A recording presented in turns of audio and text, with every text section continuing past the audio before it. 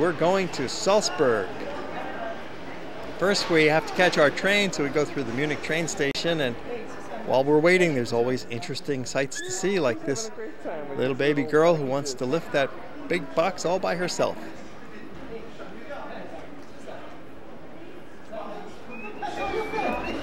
The Munich train station is a large, modern place. It has lots of conveniences. There's shower facilities, luggage facilities. There's restaurants, of course, and snack bars, magazine shops, gift shops, you name it.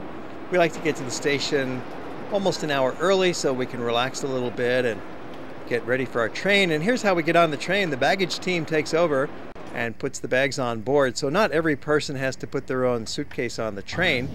Makes it easy that way. And we get on board, we get our seats, and away we go. Leaving the beautiful city of Munich behind. It's an excellent stop in southern Germany. Very much worth your time. They allow cats and dogs on the train, and nice chance to mix with the locals. There's a dining car on board. You can have a snack or a meal, and soon enough we have arrived in Salzburg. Once again, the baggage team goes to work. In this station there's an elevator that takes the bags down to the main level for us, so that's real easy. And then on our way out to the front of the train station. In Salzburg, it's a fairly small train station. It's a relatively small town, population of about 145,000 people. Very convenient to hop in the taxis out front, and it's just a few miles from the train station to the old town, which is where our hotel is located. Some glimpses of the old town as we drive past in the taxis. We're going to show you all around this city in the next half hour. We're staying at the Hotel Casserobroy on a quaint little street in the heart of the old town, so it's real convenient to get out and take a walk from here. It just takes a few minutes to get right to the residence Platz, which is the center of town. The residence of the bishop is here, the cathedral is on one side, Mozartplatz is nearby. Here's some quick highlights of the city. A view from the hill. We'll take you up here again later in the program and show you how to get up there. And a view from the Winkler Terrace looking out over the old town.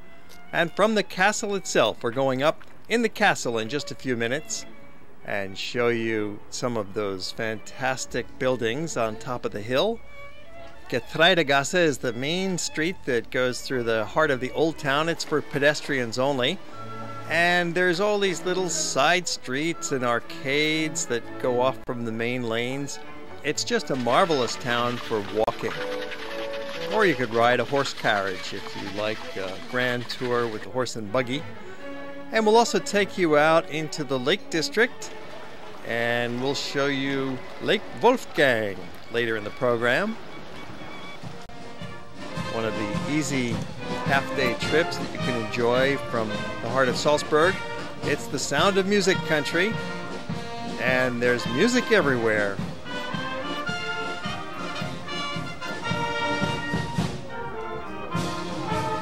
Of course, the most famous native son is Mozart, and later in the program we'll take you to his house and show you his piano. A lot of open-air markets in town.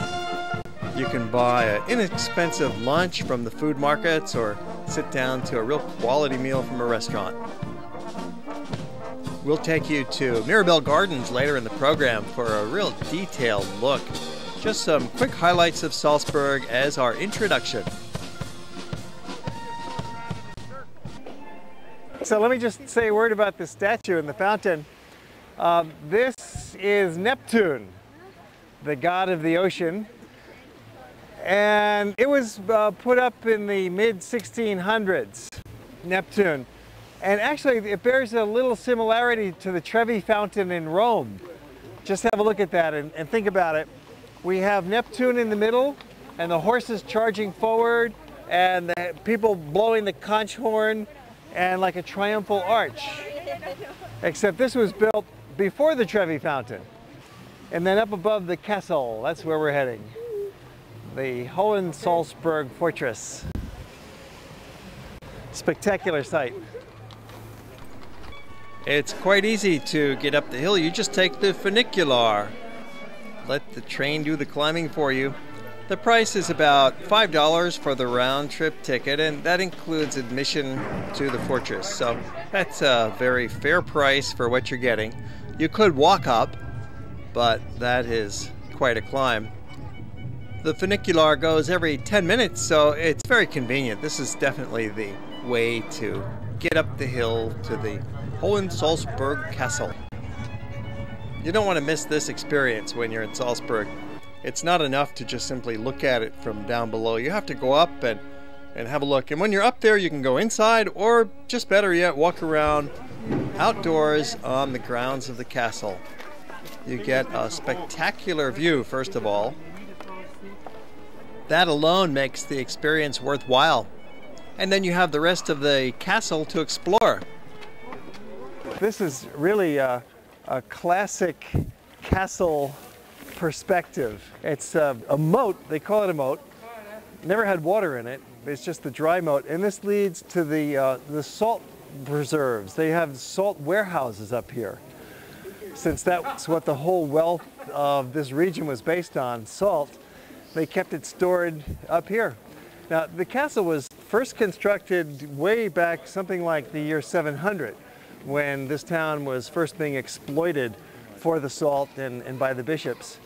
And there was various kinds of tribes involved. Even the Irish were involved. The main cathedral was first built by some Irish architects. Nothing that you see today is left of that, of course. That's long gone. But there's different tribes, and they would come and go, and they would fight back and forth. Finally, by about the late 1500s, the bishops really reinforced their hold over the area, and they began constructing the castle that we see today. And so these walls date back to about 1500, and then in the early 1600s, it was further expanded, and by 1650, the castle was finished. So what we're looking at now is 300 to 500 years old. And it's one of the largest castles in all of Europe. This castle is so dramatic, being up here on this rock, so it was impregnable. Even with cannons, they couldn't get up here. And there's a well so that they could defend themselves, and they probably had 1 million bottles of wine too to last any siege, like the Heidelberg Castle. So it's really quite similar to that in Heidelberg, except this one's bigger and more massive. And just, it's the perfect castle. It's the archetypal castle with the gun slits up there. They call this the crenellations at the top of the wall. All these towers have that for the cannons to fire out. And there's a number of cannons you can see on the other side. You might think the cannons were to defend against foreign attackers, but actually they were used to keep the people of the village in their place down below, which is probably typical of a lot of the castles of Europe. The rich people up on the hill and the peasants down below. This is the chapel over here, and there's one of the bishops. You're going to see a whole number of statues and paintings and such that document the history of the bishops here. This is a different kind of castle than you might expect because it was not occupied by royalty. You didn't have kings or dukes or that kind of lord of the manor here. Instead, it was the bishops and the church, which controlled all of the salt trade in the area around Salzburg. So it's a very comfortable palace and castle for the bishops. You see this pile over here all cemented in for decorative effect. Those are not cannonballs, those are sling stones. And that was before gunpowder. And even in the early days of cannons and such, they still used slings for the siege. It would have to be a pretty big sling to hurl a rock up to the top of this castle. It's got such a natural defense. And so even today, you cannot drive up to this castle. There's no road to it. Only the funicular or the foot trail. One of the really nice advantages of coming up to the castle is the view that you get of Salzburg from the top of this hill. It's really quite spectacular. You can see the great cathedral down below and the river, and the entire old town is right down here at our feet. You can see why this castle is in such a great location. It's up on the top of a rock mountain surrounded by vertical rock cliffs. and it towers over the city. So this was a great defensive spot to build a castle. And for the visitor today, it's a great visual treat to come up here and stand on the terrace and look out across the whole town. It helps you get your orientations as well. So when you come up in the Salzburg castle, you get this fabulous view of the town. The castle is a pretty busy spot. It's a popular place for the visitors because when you come to Salzburg, it's one of the things that you definitely have to do. You've got to come up to the castle and have a look at the view. Now you can walk up if you want, but it's a pretty heavy climb. Much better to take the funicular rail up, and you can just get a round trip and take the rail back down again. Or if you want a little adventure, you can walk down the path from the castle back down to the village. Better yet, save your time and energy and relax up here at the cafe, have a look around the castle, and then just take the funicular back down again. The round trip ticket is only about $1 more than the one-way ticket. So it's really a good value to hang out up here, and you'll have this sweeping view across the hills. Some of these mountains are 6,000 feet high. We're in the Sound of Music country. You can almost see Julie Andrews out there singing in the distance. A view down at the cathedral from another perspective. Here's the stairs that you would walk up from the city center.